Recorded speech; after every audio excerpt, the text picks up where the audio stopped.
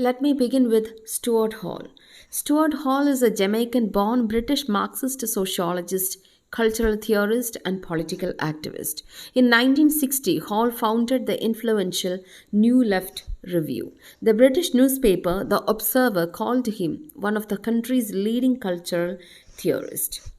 He gave the concept circuit of culture, and Stuart Hall is credited for coining the term Thatcherism. The Politics of Thatcherism, published in the year 1983, was edited by Stuart Hall and Martin Rack. And Stuart Hall was influenced by Gramsci's The Prison Diaries. Let me discuss the essay Encoding and Decoding. It's a chapter from Culture, Media, Language, Working Purpose in Cultural Studies. And the book was edited by Stuart Hall, Dorothy Hobson, Andrew Lowe, and Paul Willis. It gives a theoretical account of how messages are produced, disseminated, referring particularly to television. Hall's work covers the influence of hegemony and cultural studies, taking a Gramscian stand. And he was one of the main proponents of reception theory, first developed in his 1973 essay, Encoding and Decoding in the Television Discourse.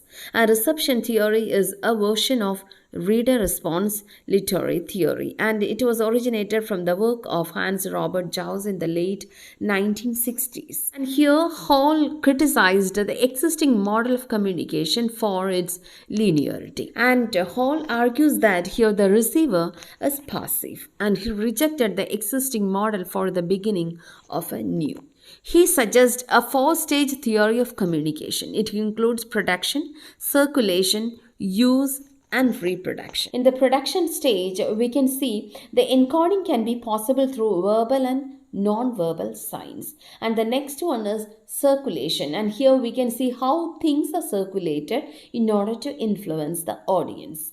And the third is use. For a message to be successfully realized, the encoded messages should be in the form of meaningful discourse. And the last stage is reproduction, and this is a stage where the audience interpret the message in their own way. Hall argues that messages are always having a complex structure of dominance because at each stage messages are imprinted by institutional power relations. Hall's model of communication is encoding and decoding. And in both stages, at encoding and decoding, it should be in the form of meaningful discourse. It includes a framework of knowledge, relation of production, and technical infrastructure. At encoding and decoding, the meaning is constructed within a discourse. Then what is the difference? The difference is the discourse may not be the same. And let me discuss what is encoding. Encoding of a message is the production of a message. The process of encoding can be possible through verbal and non-verbal signs. And he says that it is a complex structure and many factors influence encoding. It can be media company, digital technologies, depends on ideology of the content creator, editing of the choice, hegemonic tendency, which means the power relations, media policy, etc. Stuart Hall discussed another important point, that is every discourse has a connotative and denotative meaning. Denotative is literal meaning.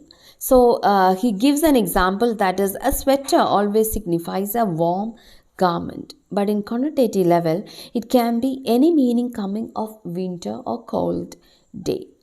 In the denotative level, the television sign is fixed by certain complex chords, but in the connotative level it is subject to more active transformation having polysemic values, which means it has multiple meanings. What is decoding?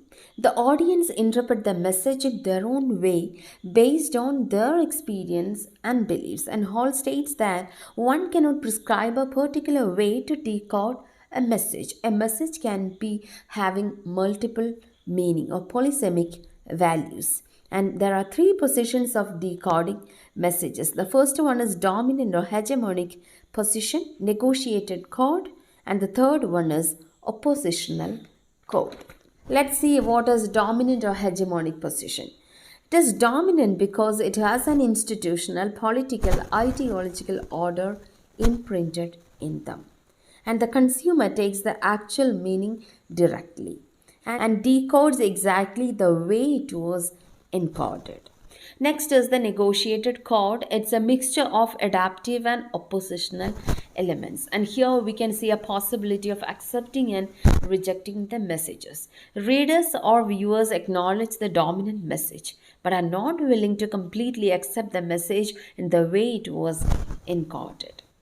Third one is the oppositional chord. Here the viewer perfectly understand both the literal and connotative meaning of the message, but they alter the message in their own preferred chord to work on an alternative framework of reference, and one's personal experience will likely influence them to take the oppositional position, and highly political discourse emerges from the oppositional chords. And let me conclude the video with Hall's own words. One of the most significant political moments is the point when events which are normally signified and decoded in a negotiated way begin to be given an oppositional reading. And here the politics of signification, the struggle of discourse is joined.